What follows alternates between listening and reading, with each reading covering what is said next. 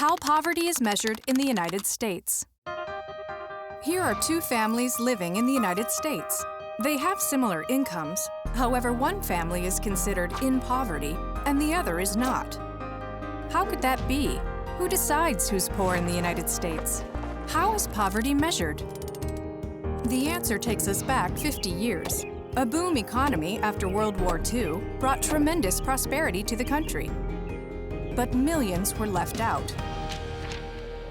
When President Johnson launched the War on Poverty in 1964, the Census Bureau needed an accurate way to determine who was in poverty and whether we were winning the battle to end it. But there was no official method. Enter Molly Orshansky, a government statistician who developed a simple way to measure poverty.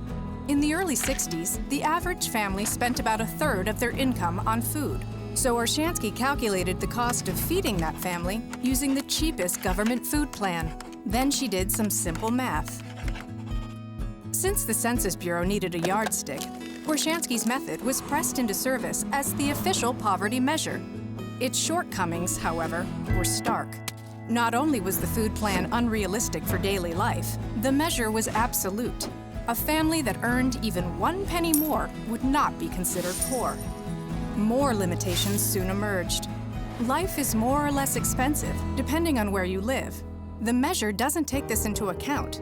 Today, food is a lot cheaper, but other necessities cost more, like transportation, healthcare, and childcare. In its simplicity, the poverty measure both overstates and understates the realities of poverty. It overstates poverty by not counting benefits, like food stamps, subsidized housing, and childcare. It understates poverty by ignoring expenses, like transportation, healthcare, and rent, that take a huge bite out of family income.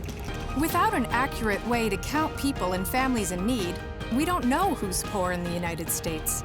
And this impacts policy, programs, and people. When it comes to measuring poverty, how we count really does count.